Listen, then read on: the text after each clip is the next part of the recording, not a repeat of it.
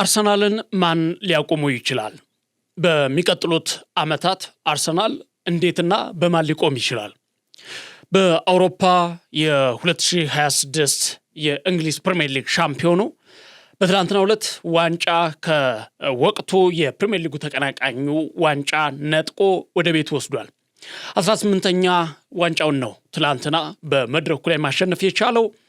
ይህንን ክለብ በሚቀጥሉት ዓመታት ማን ሊያስቆመው ይችላል? የትኛው ክለብ? እንዴት? ፒኤስጂ የመድፈኞቹ ስጋት ናቸውን?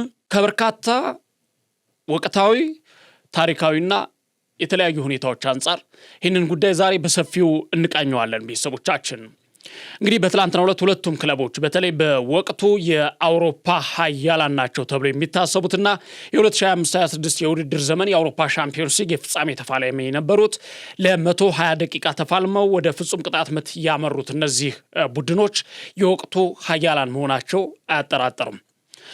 ሁለቱም በየሊጋቸው ዋንጫውን ወስደዋል። የአውሮፓውን ግዙፍ ዋንጫ ደግሞ ለፍጻሜ ተፋልመዋል። ስለዚህ እነዚህ ክለቦች በቀጣይ ምን አይነት መልክ ሊኖራቸው ይችላል? ያሉበት ሁኔታ ከተለያዩ አንግል አንጻር እንዴት ይታያሉ? በሚቀጥሉት በተለይ ደግሞ በ2026/27 የውድድር ዘመንስ ምን ሊሆን ይችላል? በተለይ የመድፈኞቹ ጉዞ እንዴት ሊቆም ይችላል? ፒኤስጂስ ምን አይነት አቋም ሊኖረው ይችላል? የፒኤስጂን ቤት በሰፊው እንዳስሳለን። የመድፈኞቹን ሁኔታ እናያለን። እንዲሁም የሊጉን ክለቦች ምን አይነት ተቀናቃኝና ተፎካካሪነት ሊኖራቸው እንደሚችል በሰፊው እንመለከታለን። እነዚህን እናነሳለን። ገበያ ስፖርት ከሜዳ ባሻገር ፕሮግራሙ ነው። የነሐሴ 11 2018 ዓ.ም የዕለተ ሰኞ ዝግጅቱ ነው። እንግዲህ በዚህ የአመሻሽ ከሜዳ ባሻገር ዝግጅታችን ያላቸውን ጉዳዮች በሰፊው በተለይ ስለ አርሰናልና ስለ ፒኤስጂ ሀያልነት እንዲሁም ስለ ሌሎች ተቀናቃይ ክለቦች በሰፊው እያነሳን ቆይታ እናደርጋለን። እኔ መኮንን አልማው ፕሮግራሙን እየመራው መረጃዎችን ወደ እናንተ አደርሳለሁ። ኪዳን የታከለ ደግሞ ካሜራውን በብቃት እየተቆጣጠረ እኛ በጥራት ወደ እናንተ እንድንደርስ እያደረገን ቆይታ ያደርጋል። እናንተም አብራችሁ እንድትቆዩ የአክብሮት ግብዣዬ ነው።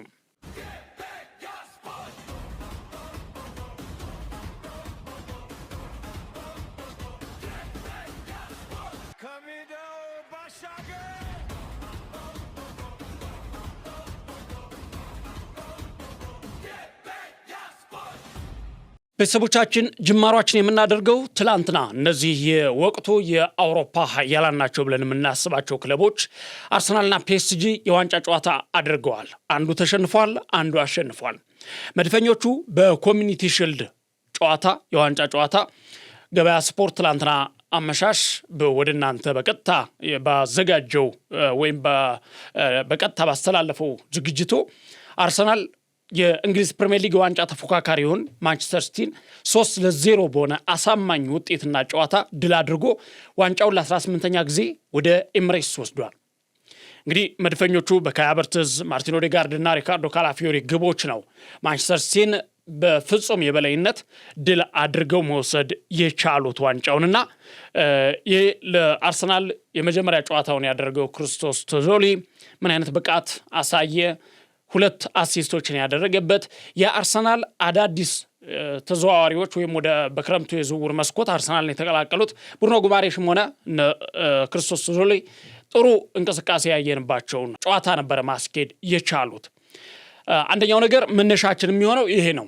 መድፈኞቹ በእንግሊዝ ፕሪሚየር ሊግ የዋንጫ ተፎካካሪ ሆነውና ላለፉት ዓመታት ፔፕ ጋርዲዮላ እየተመራ የእንግሊዝ እግር ኳስ የበላይ የነበረውን ማንቸስተር ሲቲ እጅግ በጣም አሳማኝ በሆነ የጨዋታ ብቃት ድል አድርገው ይህንን ዋንጫ ወደ ቤታቸው ወስደዋል።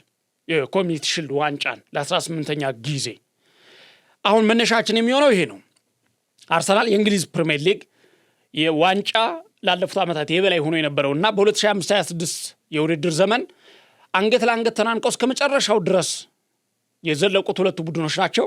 ይህንን አንገቱ ስር ሲተነፍስ የነበረውን በሊጉ ዋንጫ እና እንደዚሁም ደግሞ በካራባው ካፕ ፍጻሜ 2-0 ድል አድርጎ ዋንጫ የነጠቀውን ማንቸስተር ሲቲ ትላንትና የአሳማኝ በሆነ መንገድ 3-0 አሸንፎ አርሰናል ዋንጫውን ወስዷል። እንግዲህ እንደምናስበው ብዙ ለውጦች አሉ። የእንግሊዝ ፕሪሚየር ሊግ ሊቨርፑል እና ማንቸስተር ዩናይትድን ጨምሮ የምናያቸው ነገሮች አሉ። ነገር ግን ባለው ሁኔታ ባለፉት ዓመታት ከነበራቸው አቋም አንጻር የሁለቱ ቡድኖች ትንቅንቅ በፕሪሚየር ሊጉ ላይ ቀዳሚ ቦታ የሚሰጠው ነው። በቀጣይ ዓመት የምንጠብቀው ነው። እንዳልነው የሊቨርፑልና የማንቸስተር ዩናይትድ እንዳለ ታሳቢ ሆኖ ማለት ነው። እንዴት ምናየው ነገር አለ። ነገር ግን በአውሮፓ በአምስቱም የአውሮፓ ታላላቅ ሊጎች ላይ ሁለት ክለቦች አሉ በዚህ ሰዓት ብዙዎች የሚስማሙበት ኃያላን ናቸው ተብሎ የሚታሰቡት። እነሱም የፈረንሳይ ሊግ 1 ሻምፒዮኑ ፒኤስጂ እና የእንግሊዝ ፕሪሚየር ሊግ ሻምፒዮኑ አርሰናል እንዲሁም የአውሮፓ ሻምፒዮንስ ሊግ የፍጻሜ ተፋላሚዎች ሁለቱ ቡድኖች ናቸው። እነዚህ ቡድኖች በቀጣይ ምን መልክ ሊኖራቸው ይችላል? እንዴት? አሁን አርሰናልን ትናንትና ካየነው ጨዋታ አንጻር ማን ሊያስቆመው ይችላል ተብሎ ሲጠየቅ ብዙዎች ፒኤስጂ አለ ይላሉ። በታሪክ ለመጀመሪያ ጊዜ የአውሮፓ ሻምፒዮንስ ሊግን ለመውሰድ ጫፍ ደርሶ የነበረው አርሰናል ለሁለተኛ ጊዜ ባደረገው የፍጻሜ ጨዋታ በፒኤስጂ ነው የተነጠቀ። ባለፈው ዓመት ታቻምና በግማሽ ፍጻሜ በፒኤስጂ ተሸንፎ በደርሶ መልስ ከውድድሩ ውጭ ሆነ። አርሰናል በግማሽ ፍጻሜ ለዋንጫ ለማለፍ በተደረገ ጨዋታ አምና በ2025/26 የውድድር ዘመን ደግሞ በፒኤስጂ ነው በፍጻሜ ጨዋታ በፍጹም ቅጣት ምት የተረታው። በቀጣይ ዓመትም በዚህ ዓመት ጀምሮ ለቀጣይ ዓመታትም ፒኤስጂ አርሰናል ስጋት ሊሆን እንደሚችል ይጠበቃል። ከየትኛውም ክለብ በላይ እንዴት የሚለውን እናነሳለን። ነገር ግን ትላንትና ፒኤስጂ ምን ተፈጠረበት? ትላንትና ፒኤስጂ በተመሳሳይ የዋንጫ ጨዋታ አድርጎ ነበረ። በማይጠበቅ መንገድ በጣም በማይጠበቅና አስደንጋጭ በሆነ መንገድ ነው የተሸነፈ። እንግዲህ የተሸነፈው 1-0 ነው። ከሌንስ ጋራ ነው ጨዋታውን ያደረጉት። የፈረንሳይ ሱፐር ካፕ ዋንጫ ጨዋታ ነው ፒኤስጂ የተጫወተው። ይህን ጨዋታ 1-0 በሆነ ውጤት ነው የተሸነፈው። ፍሎሪያን ቱቪን የሌንስን የድል ግብ ማስቆጠር ችሏል። ነገር ግን ሌንስ ተከላካዩን አንቶኒዮን በመጀመሪያው አጋማሽ ነው በቀይ ካርድ ያጣው። በዚህ ምክንያት ቀሪዎቹን ደቂቃዎች ከ45 ደቂቃ በላይ ወይም ከረፍት በፊት ነው ተጫዋቹን ያጣው። ከረፍት መልስ ጭምር በ10 ተጫዋቾች ብቻ እንዲጫወት ተገዶ ነው የወቅቱን የአውሮፓን ኃያሉን ክለብ 1-0 ማሸነፍ የቻለው። ለፒኤስጂ በጣም አስደንጋጭ ሽንፈት ነው። ለእንግሊዝ ፕሪሚየር ሊግ ክለቦች ያልተበገረው ይሄ ክለብ የአውሮፓ ሊግን ከአስቶን ቪላ ጋራ ምን አይነት ድል እንደተቀዳጀ ይታወቃል። ነገር ግን ፒኤስጂ ትላንትና ባልተጠበቀ መልኩ ተሸንፏል። ያው 87ኛው ደቂቃ ላይ በፒኤስጂ በኩል ኑኖ ሜንዴዝም በቀይ ካርድ ወጥቷል። ነገር ግን ባለቀ ደቂቃ ጨዋታው ባለቀ ሰዓት ነው እና ሌንስ የፈረንሳይ ሱፐር ካፕ ዋንጫ ለመጀመሪያ ጊዜ በታሪኩ ታሪካዊውን ፒኤስጂን ድል አድርጎ ወስዷል እና ከፒኤስጂ ውጭ ይህንን ዋንጫ ከ2021 በኋላ በፈረንጆቹ አቆጣጠር ከ2021 በኋላ ለመጀመሪያ ጊዜ ከፒኤስጂ ውጭ የወሰደ ሌንስ ሆኗል። ፒኤስጂን ወደ ተከታታይ ዓመታት ይህን ዋንጫ ሲያግበሰብሰው ይኖራል እና ፒኤስጂ ቀጣይ ሳምንትም ከሬንስ ጋር የመጀመሪያ የሊግ ጨዋታውን ያደርጋል። ይሄ የፈረንሳይ ሊግ ያው የፒኤስጂ ሊግ ብሎ መጥራት ይቻላል። በአውሮፓ መድረክ ነው አሁን ላይ የበላይነቱን ወስዶ የሚገኘው አይደለም በፈረንሳይ ሊግ ፒኤስጂ። ለዛ ነው የአርሰናል ስጋት ነውን ብለን ስንጠይቅ አዎ የሚል ምላሽ ከብዙዎች የምንሰማው። አሁን የምናንሳው ቀዳሚ አድርገን አርሰናልን እናንሳ። በቀጣይ በአውሮፓ ታላላቅ የአንገት ለአንገት ትንቅንቅ የምናይባቸው ክለቦች እንዴት አይነት መልክ ሊኖራቸው ይችላል?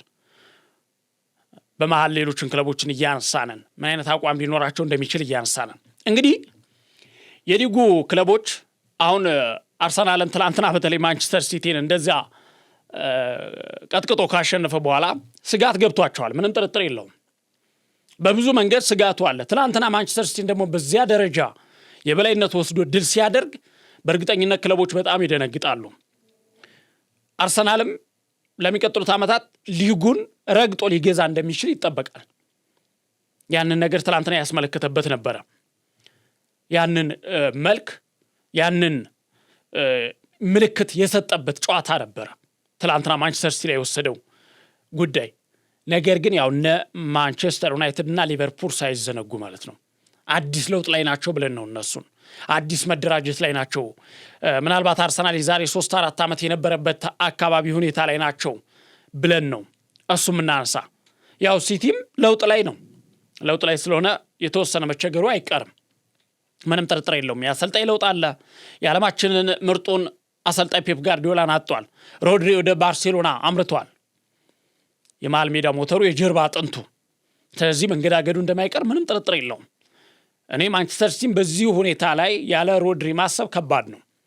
ምክንያቱም ታች አምና ተመልክተነዋል እና የሽግግር ወቅት እነዚህ ክለቦች የሽግግር ወቅት መሆናቸው ስጋት ያው ሊፈጥር ይችላል እንጂ እነሱም ያው በከባዱ የሚጠበቁ ናቸው። አርሰናልን እንደሚተናነቁት እንደሚፈታተኑት የሚጠበቅ ነው።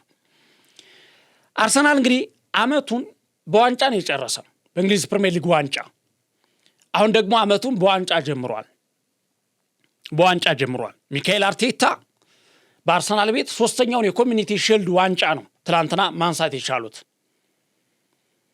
እንግዲህ ወደ ቀድሞ ክለባቸው በአሰልጣኝነት ከማንቸስተር ሲቲ የፔፕ ጋርዲዮላ ምክትልነት ወደ ቀድሞ የተጫዋችነት ክለቡ ወደ አርሰናል በአሰልጣኝነት ከመጡ በኋላ ሚካኤል አርቴታ 3 የኮሚኒቲ ሺልድ፣ 1 የፕሪሚየር ሊግ እና 1 የኤፍኤ ካፕ ዋንጫን አሳክተዋል። ይህንን የ2025-26 የውድድር ዘመን ደግሞ በሊጉ ዋንጫ ከ22 ዓመታት በኋላ በዋንጫ ጨርሰው ኮሚኒቲ ሺልድ ዋንጫ ጀምረዋል አመቱን። በጣም ትልቅ መነቃቃት። ትናንትና ተጫዋቾች አሰልጣኛቸውም ከጨዋታው በኋላ የሰጡት አስተያየት አለ። አመቱን በዋንጫ መጀመር ፈልገን ነበረ። በዋንጫ መጀመር ብቻ አይደለም፣ የዋንጫ ተፎካካሪው ማንቸስተር ሲቲ ሊሆን እንደሚችል ይጠበቃል። ልክ እንዳለፉት ዓመታት እንዳልነው ሊቨርፑልና ማንቸስተር ዩናይትድ እንዳለው ነው። ነገር ግን ማንቸስተር ሲቲ የተሻለ ሁኔታ አለው።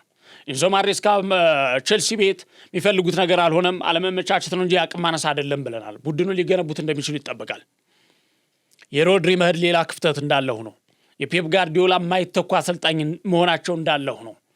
ነገር ግን ያ ነገር ይጠበቃል። ትላንት በጨዋታው በማንቸስተር ሲቲ ላይ የነበረው የበላይነት የአርሰናል የበላይነት እጅግ በጣም አስደማሚ ነበረ። አርሰናል እየመራ እንደዚያ ሲያጠቃ ካየ ነው ብዙ ጊዜ ሆኖናል። 2025-26 የእንግሊዝ ፕሪሚየር ሊግን በምን አይነት አጫወት መንገድ ዋንጫውን እንዳነሱ እናውቃለን። ትላንትና ሲቲ ላይ ምን አይነት የማጥቃት ሲስተም ሲጠቀሙ እንደነበረ ከተከላካይ እስከ መሃል ሜዳ እስከ ፊት መስመር ድረስ ምን አይነት የማጥቃት ስልት ሲጠቀሙ እንደነበረ የተመለከትነው ነው። አዳዲስ ተዘዋዋሪዎች ምን አይነት እንቅስቃሴ ያደርጉ። ብሩኖ ጉማሬሽ መጀመሪያ ዋንጫውን በአርሰናል ቤት በመጀመሪያ ጨዋታው የመጀመሪያ ዋንጫውን ማሳካት ችሏል። ክርስቶስ ዞሊ በአርሰናል ቤት ያው በዚህ በአቋም መለኪያ ጨዋታዎች ላይ በጣም ጥሩ እንቅስቃሴ ቢያደርግም ነገር ግን በዚህ በፍጻሜው ጨዋታ ደግሞ በዋንጫ ጨዋታው ደግሞ 2 አሲስቶችን አድርጓል። ይህ ተጫዋች በ36 ሚሊዮን ዩሮ አርሰናል በዚህ ዋጋ ያመጣው ተጫዋች ነው። አስቡት። በሱ አቋም ላይ ያሉ ተጫዋቾች አሁን ላይ ሌሎች ክለቦች ሲገዙ የምናያቸው በ80 በ90 በመቶ ነው። አርሰናል ይህንን ተጫዋች ብዙዎች ሰርቆታል እንጂ ገዝቶታል ብለን አናምንም እያሉ እስከ መናገር ድረስ የአርሰናል የማርኬቲንግ ክፍሉ የሽያጭና ግዢ ጉዳይ ላይ ምን አይነት በሳል የሆነ እንቅስቃሴ ያደረጉ እንደሆነ ምናየው ነው። እንግዲህ ቀጣይ አርሰናልን ትላንት ካደረገው ጨዋታ አንጻር ማን ሊያስቆመው ይችላል፣ ማን ያስቆመዋል የሚለው ጥያቄ የሚነሳው ከዚህ ነው። የሊጉን ክለቦች አስደንግጧል፣ የአውሮፓ ክለቦችን አስደንግጧል። ፒኤስጂ ይላሉ ሰዎቹ አሁን በብዛት ማን ነው የሚያስቆመው? ትላንትና ብዙ ጥያቄ የነበረው በሶሻል ሚዲያ ላይ እየተመላለሰ ያለው አሁን አርሰናልን ማን ነው የሚያስቆመው በዚህ ሁኔታ?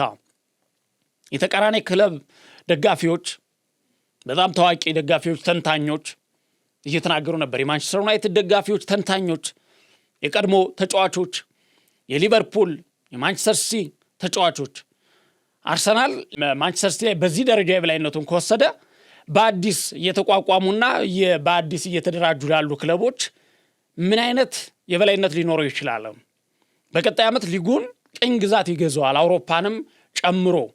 ግን አንድ ክለብ አለ ግን ተብሎ የሚጠራ ፒኤስጂ እና አንድ ግለሰብ አርሰናል በትላንትናው ዕለት የኮሚኒቲ ሺልድ ዋንጫን ካነሳ በኋላ አንድ አነጋጋሪ የሆነ የቁማር መረጃ እየወጣ ነበረ። ምንድነው? የቀጣይ የ2026-27 የውድድር ዘመን የፕሪሚየር ሊጉን ዋንጫ ያሸንፋል በማለት ይህ ሰው $6,400 ቁማር አስይዟል። እንግዲህ አንድ ግለሰብ ነው። አርሰናልም እንግዲህ የሊጉን ዋንጫ ማሳካት ከቻለ ይህ ግለሰብ ስንት ያገኛል? $15,000 ነው የሚያገኘው። በዚህ ደረጃ ከወዲሁ ሰዎች ዋንጫውን ለአርሰናል ስጡት እንጂ ማለት ጀምረዋል። የፕሪሚየር ሊጉን የ2026-27 የውድድር ዘመን ዋንጫውን ካሁኑ ስጡት እንጂ የፕሪሚየር ሊጉን የአውሮፓ ሻምፒዮንስ ሊግስ ቢሆን ማን ነው የሚያስቆመው ይላሉ ብዙዎች። ማን ያስቆመዋል የሚል ጥያቄ ይጠይቃሉ። አንዳንዶች ፒኤስጂ የሚል መልስ ይመልሳሉ። እንግዲህ ለምንድን ነው አርሰናል በዚህ ደረጃ የተፈራው? ለምንድን ነው አርሰናል በዚህ ደረጃ የተጠበቀው? ደካማ ጎን የለውም ወይ? አሁን እዚህ ላይ በደንብ ልብ ብለን የምናየው አርሰናል ምን ጠንካራ ጎን አለው፣ ምን ደካማ ጎን አለው፣ እሱን እንመልከት።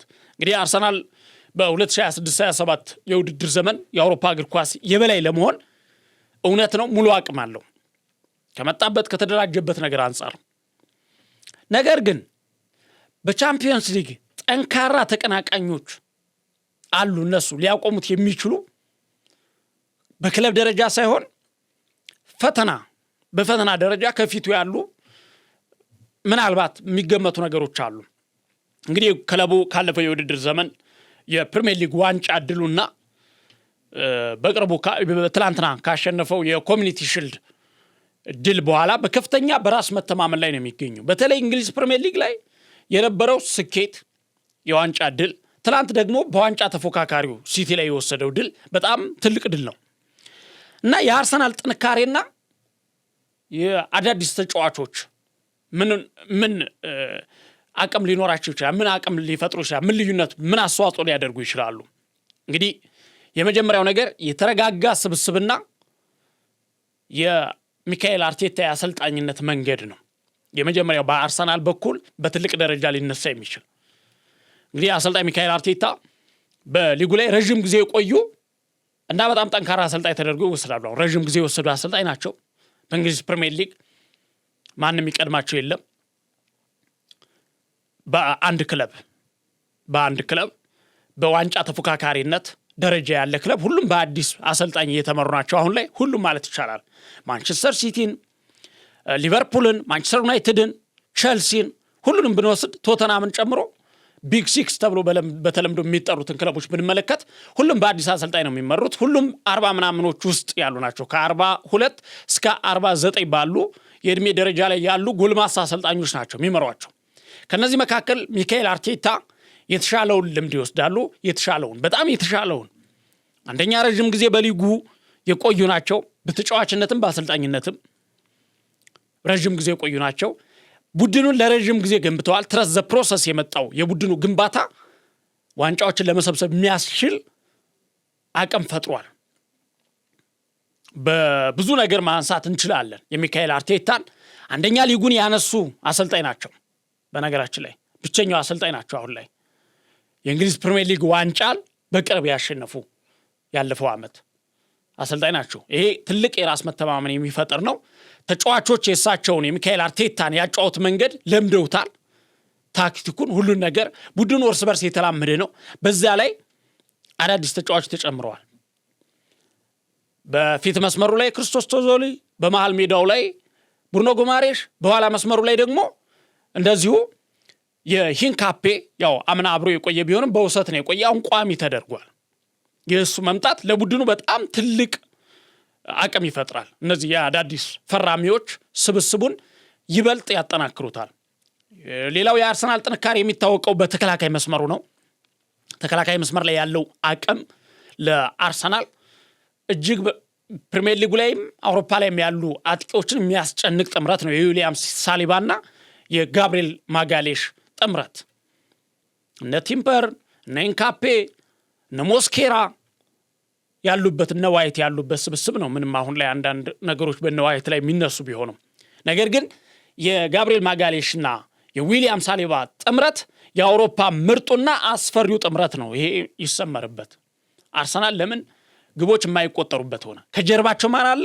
ዴቪድ ራያ የእንግሊዝ ፕሪሚየር ሊግ ለተከታታይ 3 ዓመት ምርጡ ግብ ጠባቂ ነው። ሽልማቱን ጓንቱን ያሸነፈው የወርቁ ጓንቱን ይሄ ግብ ጠባቂ አላቸው። ጋብሪኤል ማጋሌሽና ዊሊያም ሳሊባ ከኋላ አሉ። ከጎንና ከጎን ሌሎች ባልደረቦቻቸውን ይዘው ይሄን ቡድን ማን ነው ሊያፈርሱ የሚችልና መረቡ ሊደፍር የሚችል? እንግዲህ ይህንን ካነሳን የሚያቆሙትና ፈታኝ የሚሆኑበት ምክንያቶች እናንሳ። በጣም ብዙ ጠንካራ ጎኖች እናንሳለን። የቆሞ ኳስ ብቃታቸው አርሰናል ብዙ ነገሮች እናንሳለን። ግን የሚያቆሙትና ፈታኝ የሚሆኑበት ምክንያቶችን ስናነሳ አንደኛ የአጥቂ መስመር ላይ ያለው ችግር ነው። አጥቂ መስመር ላይ የአርሰናል ደጋፊዎች ለምሳሌ ከአብርት ብዙ የሚያምኑበት ተጫዋች አይደለም እንደ ሚካኤል አርቴታ። ቪክቶሪ ኮሬሽ የሚጠበቅበትን ደረጃ እየተወጣ አይደለም ማለት ይቻላል። ወይም ደግሞ የአጥቂነት ፍጹም ብቃት ላይ መገኘት አለበት እንደ አውሮፓ ምርጥ ክለብ። እሱ ነገር አሳሳቢ ነው። የፊት መስመሩ ላይ ያለው ጥራት በዝውውሩ ላይ አዲስ ነገር ካልሰማን የአርሰናል የ2026-27 የውድድር ዘመን የአውሮፓ የበላይነትን ጉዞ በተመለከተ ተጨማሪ ቡድኑ ያላቸው ጠንካራ ጎንና ደካማ ጎንን ስናይ ያው ጠንካራ ጎን የተጫዋቾች ስብስብና ልምድ ነው። እንግዲህ ስብስቡ ለረጅም ጊዜ የተገነባ ነው። ከዛ በመቀጠል ደግሞ ልምድ አለው። አሁን እንደ ቡካዮ ሳካ፣ ማርቲን ኦዴጋርድ፣ ዊሊያም ሳሊባ ያሉ ቁልፍ የቡድኑ ተጫዋቾች በቡድኑ ውስጥ ለረጅም ጊዜ አብረው ሰርተዋል። በሊጉ ውስጥ ረጅም ጊዜ ተጫውተዋል። የዋንጫ ልምድ አላቸው። ሻምፒዮን ናቸው። እሱ በጣም በትልቅ ነገር የሚነሳ ነውና ባለፉት ዓመታት በፕሪሚየር ሊጉና በአውሮፓ መድረክ ላይ ያገኙት ልምድ በአስቸጋሪ ጨዋታዎችን በብስለት እንዲወጡ የሚያደርግና ለተጋጣሚ ቡድን ፈታኝ የሚሆኑ እንደሚሆኑ ይታወቃል። የተጫዋቾች ጥልቀት ወይም የስኳድ ዲፕዝ የሚባለው ነገር ቡድኑ በየቦታው ጥራት ያላቸው ቋሚና ተቀያሪ ተጫዋቾች መኖሩ አርሰናል ባለፉት ዓመታት ዋንጫዎች ከእጁ እንዳመለጡበት ዘመን አይነት ድጋሚ እንደማይፈጠር አንደኛው ማረጋገጫ ነው። ይህ ጥልቀት እንግዲህ ቡድኑ በሀገር ውስጥ ሊግና በአውሮፓ ቻምፒዮንስ ሊግ ላይ በአንድ ጊዜ ያለምንም መዛባት ጠንካራ ሆኖ እንዲቀጥል የሚያደርግ ነው።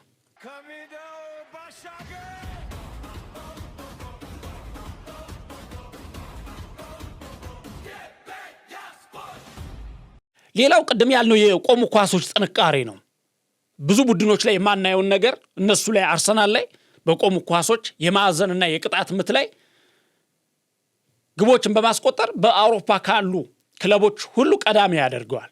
ምን ያህል ጠንካራ እንደሆነ እንግዲህ ጨዋታዎች በሚዘጉበትና ክፍተቶች በሚጠፉበት ጊዜ እንደዚህ አይነት የቆሙ ኳሶች ወደ ግብ የመቀየር ብቃት ክለቡን ምን ያህል ውጤታማ እንዳደረገው በ2025-26 የውድድር ዘመን አይተናቸዋል። አርሰናሎችን የማዕዘን ምትና የቅጣት ምት ለእንግሊዝ ፕሪሚየር ሊግ ምን ያህል ፈታኝ ክለብ አድርጓቸው እንደነበረ።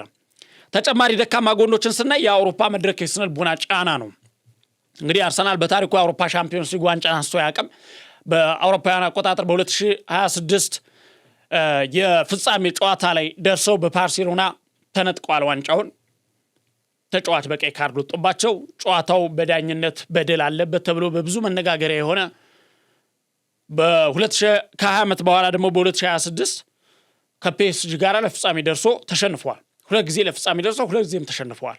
ይሄኛው አንደኛው የአውሮፓ መድረክ የስነ ልቦና ጫና ነው እና ባለፈው የውድድር ዘመን እንደዚሁ መሸነፉ የዋንጫ ልምድ የአውሮፓ ሻምፒዮንስ ሊግ ዋንጫ ልምድ ማነስ ምናልባት ዋጋ ሊያስከፍለው ይችላል። ሌላው የጉዳት ዜና ነው። ያው ምንም እንኳን ስብስቡ ሰፊ ቢሆንም እንደ ማርቲን ኦዴጋርድ፣ ዊሊያም ሳሊባ የመሳሰሉ በጣም ወሳኝ ተጫዋቾች ጉዳት ያጋጥማቸዋል። እነ ጋብሪኤል ማጋሌሽን ጨምሮ ባለፉት ዓመታት ያጋጥማቸው የነበሩ ጉዳቶች አሳሳቢ ነገሮች ናቸው። ለአርሰናልም ፈታኝ የሆነው ነገር በተለይ በስኳድ ዲፕዝ ጥራት ችግር በነበረበት ጊዜ የጉዳት ዜናዎች ናቸው። እሱም አሁን አንደኛው ፈታኝ ነገር ነው። ከመጠን በላይ የማጥቃት ፍላጎትና እንደዚሁም ደግሞ የአጸፋ ጥቃት ካውንተር አታክ የሚባለው እሱ ላይ ያለው ስጋት ነው። አርሰናል በአብዛኛው ጨዋታዎች ሙሉ ለሙሉ ተቆጣጥሮ ለመጫወት ይሞክራል። ባለፈው ዓመት ላይ ነው ማጥቃት ላይ ተዳከመ አቋም ስናይባቸው የነበረ፣ መከላከል ላይ ያዘን ብሎ የነበረ። በትላንትናው ጨዋታ እንደተመለከትነው ግን በማጥቃት ላይ የተመሰረተ ጨዋታ እንደሚጫወቱ የቀጣይ ውድድር ዓመት ምልክት ሰጥቷል። ስለዚህ ይህ ነገር አርሰናል ምናልባት ያጋልጠው ይሆን ብለን እንድንጠብቅ ያደርጋልና ነገር ግን እንደ ሪያል ማድሪድ ወይም ፒኤስጂ ያሉ በጣም ፈጣን አጥቂዎች የአርሰናል የማጥቃት ጨዋታ ላይ በአውሮፓ መድረክ ላይ ጉድ ሊሰሩ ይችላሉ ተብሎ ይታሰባል እና ይሄ ደግሞ ያን ጨዋታ ስጋት የወለደው ሐሳብ ነው። ያን ጨዋታ ስጋት ምንድነው? በአውሮፓ መድረክ ላይ እንደ ሊግ እንደ ፕሪሚየር ሊጉ አይደለም። ዛሬ የተሳሳትነው ነገ ማስተካከል ምንችልበት አይደለም። አንዴ ከተሸነፈ ተሸነፈ ነው። ያው የደርሶ መልስ ጨዋታዎች እንዳሉ ነው። ነገር ግን እንደ አውሮፓ ቻምፒዮንስ ሊግ ባሉ የጥንካሬ ውድድሮች ላይ አንድ ጨዋታ መሸነፍ ወይም ስህተት ያው ከውድድሩ ሊያስወጣ ስለሚችል ፍጹም ትኩረትን የሚጠይቅ ነገር ነው። በአጠቃላይ እንግዲህ አርሰናል በአውሮፓ መድረክ ዋንጫውን ለማንሳት ካለፉት ዓመታት አንጻር በጣም የተሻለ እድል አለው በዚህ ዓመት። በብዙ ምክንያት በጣም የተሻለ እድል አለው። ነገር ግን እንዳልነው ፒኤስጂ የሚባል ቡድን አለ። ከዛ በእንግሊዝ ፕሪሚየር ሊግ ደግሞ ማንቸስተር ሲቲም ማንቸስተር ዩናይትድም ሊቨርፑልም ይጠበቃሉ። ለውጥ ላይ ቢሆኑም እንደ አርሰናል በጣም የተደራጀና ወጥ የሆነ ትልቅ የስነ ልቦና ላይ ከፍታ ላይ ባይሆንም እንኳን እና የፓሪስ ሴን ዠርመን ፈተና የሚመጣው እዚህ ላይ ነው። ፒኤስጂ ፈተና የሚመጣው እንግዲህ አርሰናል ባለፈው የውድድር ዘመን በታሪኩ ለሁለተኛ ጊዜ ቻምፒዮንስ ሊግ ፍጻሜ ደርሶ በፒኤስጂ በቅጣት ምት መሸነፉ ይታወሳል። ፒኤስጂ እና ሌሎች የአውሮፓ ክለቦች እንደ ሪያል ማድሪድ አሁንም ሁነኛ የአውሮፓ ሻምፒዮንስ ሊግ ተፎካካሪ ይሆናሉ ተብሎ ይጠበቃል። ሪያል ማድሪድን አርሰናል በደርሶ መልስ አሸንፎታል። የበላይነት አለው በሪያል ማድሪድን በታሪክ ሪያል ማድሪድ በሁሉ ግጥሚያዎች በአርሰናል ተሸንፏል። አርሰናል ሪያል ማድሪድ ላይ የበላይነቱ አለው። ፒኤስጂ ላይ ግን ባለፈው ዓመት ታቻምና በግማሽ ፍጻሜ አምና ደግሞ በፍጻሜ ተሸንፏል። ስለዚህ በዚህ ዓመትም ችግር ሊፈጠርበት ይችላል። እንዴት የሚለውን ነገር እናንሳ። እንግዲህ የፈረንሳዩ ክለብ ፒኤስጂን ስንቃኘው የዓለም ሻምፒዮኑን ወይም ደግሞ በፍጻሜ ጨዋታ በዓለም ዋንጫ ፍጻሜ ጨዋታ አርጀንቲና ላይ ግብ አስቆጥሮ ስፔንን ለሁለተኛ ጊዜ የዓለም ሻምፒዮን እንድትሆን ያስቻላት ፌራን ቶሬስ ወደ ፒኤስጂ አምርቷል። ከባርሴሎና በ50 ሚሊዮን ዩሮ ነው ወደዚህ ያመራ። እንግዲህ የ26 ዓመቱ አጥቂ በፒኤስጂ ቤት የ5 ዓመት ኮንትራት ነው የፈረመ። የ9 ቁጥር ማሊያ ለብሶ ቀጣይ እናየዋለን። እና የዓለማችን በጣም ምርጥና ፈጣን ተጫዋቾች ያሉት ፒኤስጂ በዚህ ክረምት ተጨማሪ 3 የአጥቂ ስፍራ ተጫዋቾችን አስፈርሟል። የአጥቂው ጥምረት እንግዲህ የነ ባርኮላ የነ ዴምቤሌ የነ ዲዜሬ ዱዌ ጥምረት ነው ፊት መስመር ላይ ያለው። በዚህ ጥምረት ላይ በክረምቱ 3 ተጫዋቾች ተጨምሮበታል። እንግዲህ ክለብ የዓለም ስጋት ነው። የአርሰናል ብቻ ሳይሆን የዓለም ስጋት ነው። ነገር ግን አሁን ላይ የዓለም ምርጡ አድርገን የምንወስደው ፒኤስጂ ነው። አርሰናል የዓለም ምርጡ ለመሆን የሚከለክለው ፒኤስጂ ነው ብለን ነው እያነሳን ያለው። እንግዲህ የፈረንሳዩ ክለብ ፓሪስ ሴን ዠርሜን ወይ ፒኤስጂ በዚህ ወቅት በፈረንሳይና በአውሮፓ እግር ኳስ ውስጥ እጅግ በጣም ኃያልና ተጽዕኖ ፈጣሪ ወይም ቀዳሚው ክለብ ነው። ምንም ጥርጥር የለውም። ለምን ስንል ፒኤስጂ የዓለም ምርጡ ነው እንዳንል ሲያደርገን የነበረው የአውሮፓ ሻምፒዮንስ ሊግ ዋንጫ ለመኖሩ ነው። በታሪኩ ከ2 ዓመት በፊት ምንም ዋንጫ አልነበረውም የአውሮፓ ሻምፒዮንስ ሊግ ዋንጫ። በታሪክ እኮ እነ ሊዮኔል ሜሲን እነ ኔይማርን እነ ኬላን ሚባፔን በአንድ ወቅት አሰልፎ ያጫወተ ነው። ከዛም ባሻገር እነ ዝላታን ኢብራሂሞቪችን በአንድ ወቅት ይዞ የነበረ ቡድን ነው። ነገር ግን በዚያ ጊዜ ሁላ ማሳካት አልቻለም ነበር። አሁን ግን ሌላ ታሪክ ውስጥ ገብቷል። ይሄ ቡድን የክለቡ ኃያልነትና የበላይነት የሚለካው በታሪክ በፋይናንስ አቅም በስብስብ ጥንካሬና በዓለም አቀፍ ተጽዕኖ ነው። እንግዲህ ፒኤስጂን ኃያልነት በዝርዝር የሚያሳዩ በጣም በርካታ ነገሮች አሉ። የፈረንሳይ እግር ኳስ ፍጹም የበላይነቱን እናስቀድማለን። በሀገር ውስጥ ውድድሮች ላይ በጣም ፍጹም የበላይ ነው። በተለይም እንደ ኢሮፓውያን አቆጣጠር አሁን የፒኤስጂን ዋና የኃያልነት ምንጩን ወይም የኃያልነት ጅማሮን ስናነሳ እንደ ኢሮፓውያን አቆጣጠር በ2011 በኳታር ስፖርት ኢንቨስትመንት ወይም ደግሞ QSI በተባለው ተቋም ከተገዛ በኋላ የፈረንሳይ ሊግ 1 የክለቡ የግል መገለጫ ወይም ደግሞ የፒኤስጂ ሊግ እስከመባል የሚያደርስ ነገር ወይም ፒኤስጂ ሊግ ቢባላውን ፈረንሳይ ሊግ 1 ማጋነን የማይሆንበት አይነት ደረጃ ላይ ነው ያለ ነው። እንግዲህ ክለቡ የፈረንሳይ ሊግ 1 የፈረንሳይ ካፕ ወይም ደግሞ ካፕ ዴ ፍራንስ እና የፈረንሳይ ሊግ ካፕ የካፕ ዴ ላ ሊጎ እነዚህን በርካታ ጊዜ በማሸነፍ የሀገሪቱ ስኬታማው ክለብ ሆኗል። በተከታታይ ዓመት ሊጉን ቀድሞ በማጠናቀቅና በነጥብ ልዩነት በመርታት በፈረንሳይ እንግዲህ ተወዳዳሪ የሌለው ክለብ ነው ፒኤስጂ። ሁለተኛው ደግሞ የፋይናንስና የኢኮኖሚ አቅም ነው።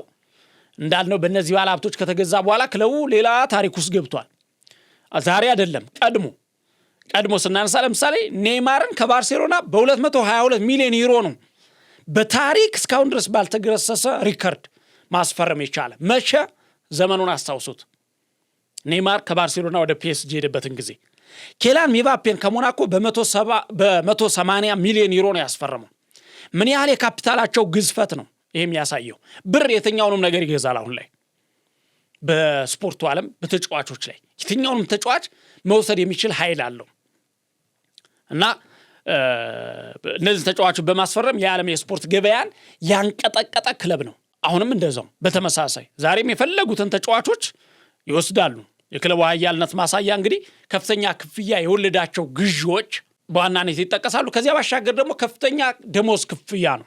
ለዚያ ነው ክለቦች ተጫዋቾች ለክለቡ ሜዳ ላይ እስከ መሞት ድረስ የሚፋለሙት የሚጋደሉት። እነዚህ ነገሮች እናንሳ። አሁን ፒኤስጂ ጋላክቲኮ ነው፣ የጋላክቲኮች ስብስብ ነው። በአጠቃላይ በፒኤስጂ ቤት ያሉ ኮከቦችን ስናያውን ሌላኛው ሪያል ማድሪድ ሆኖ ተገኝቷል። ሌላኛው ሪያል ማድሪድ ክለቦች ተጫዋቾች የሚመርጡት ክለብ ሆኗልና በእርግጥ ዛሬ ብቻ አይደለም እንዳልነው በታሪክ ስብስብም በጣም ምርጥ ስብስብ ያለው ነው። አሁን ደግሞ ሌላ ዓለም ውስጥ የገባ ነው። የራሱ ምርትና ብራንድ ያለው እንግዲህ ከእግር ኳስ ክለብነት ባለፈ የፋሽንና የባህል ምልክት መሆን የቻለ ለዚህ ደግሞ ጆርዳን ስብስብ ከታዋቂው የናይኪ የጆርዳን ብራንድ ጋር በመሆን ያመረታቸው አልባሳት በዓለም ላይ ዙሪያ ባሉ ወጣቶች የሙዚቃና የሲኒማ ኮከቦች ዘንድ እጅግ በጣም ተወዳጅ ያደረገው ነው። የፓሪስ ከተማ ምልክት የሆነ ክለብ ነውና በብዙ ነገር ማንሳት እንችላለን። የአውሮፓ መድረክ ፈተናን የተወጣ ምኞቱን ህልሙን ያሳካ ኃያል ክለብ ነው። በፈረንሳይ ሊጓን ስኬታማ ቢሆንም በአውሮፓ ግን ኃያል አይደለም ተብሎ ሲታማ የነበረበትን ለተከታታይ የአውሮፓ ሻምፒዮንስ ሊግ አምናና በ2026 እና በ2025 ድል በማድረግ ያንን ነገር ያከሸፈና ኃያልነቱን ደግሞ ለአንዴና ለሁለተኛ ጊዜ ደግሞ ያሳካ ኃያል ክለብ ነውና ከፈረንሳይ ሊግ ባሻገር አሁን ላይ አውሮፓ ምርጡ ነው። ስለዚህ ምንድነው እኛ ነገራችንን ስንጠቀልል የምናደርገው ነገር አሁን ላይ የወቅቱ ኃያሉ ክለብ ፒኤስጂ ነው። አርሰናልን ሻምፒዮን እንዳይሆን ያደረገው የአውሮፓ ሻምፒዮንስ ሊግ ፒኤስጂ ነው። እንግሊዝ ፕሪሚየር ሊግ ላይ ደግሞ አርሰናልን አንገቱን አንቆ ይዞት የኖራ ላለፉት 5-4 ዓመታት ማንቸስተር ሲቲ ነበረ። አሁን ግን ያንን ነገር ቀይሮ ስለዚህ እነዚህን ሁለት የወቅቱ የአውሮፓ ምርጥ ክለቦች በቀጣይ ምን አይነት አቋም ሊኖራቸው ይችላል፣ ምን አይነት እንቅስቃሴ ሊያደርጉ ይችላሉ፣ ምን አይነት ስኬቶች ላይ ይደርሳሉ ለሚለው ነገር ዓለም ቀጣይ የአውሮፓ ሻምፒዮንስ ሊግን በፒኤስጂ እና በአርሰናል መካከል ለማየት በጣም የጓጓ ይመስለኛል።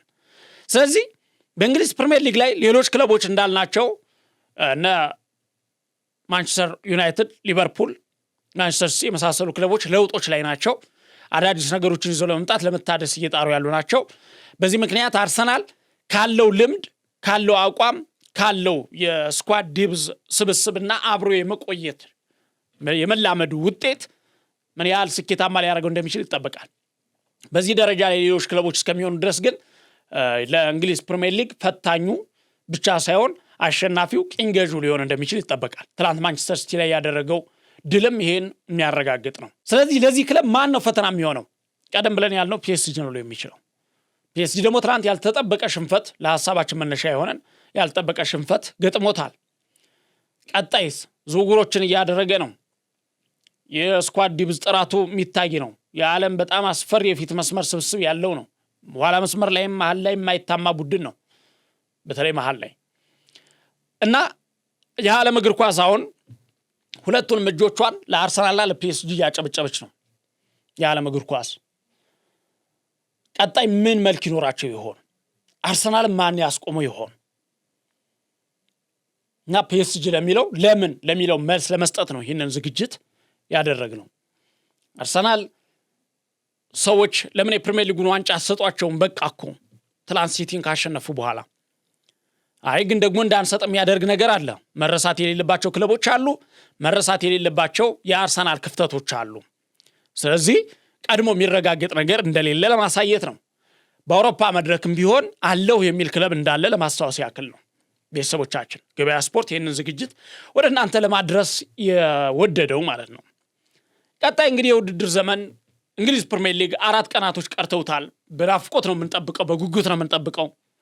ውድ ቤተሰቦቻችን እናንተም በጉጉት እንደምትጠብቁት ተስፋ እናደርጋለን። ትላንትና ለቅምሻ ያገኘነው ይሄ የፍጻሜ ጨዋታ ጥሩ ተዝናኖትን ፈጥሮልናል። ከአራት ቀን በኋላ ደግሞ ሰፊው እንገናኛለን። እነዚህ ያንሳናቸውን ጉዳዮች ጨምሮ ሌሎች በርካታ ነገሮችን እያንሳንን ቆይታ እናደርጋለን። እንግዲህ ለዛሬ ዝግጅታችን ግን በዚሁ ለመቋጨት እንወዳለን። ውድ የገበያ ስፖርት ቤተሰቦቻችን የነሐሴ 11 2018 ዓ.ም ዕለተ ሰኞ የአመሻሽ ዝግጅታችን በዚህ እንቋጫለን።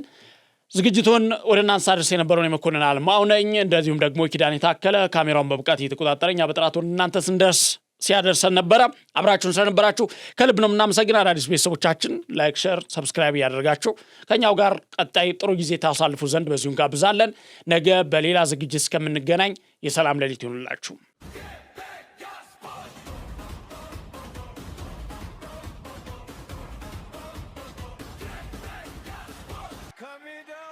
Shaggy!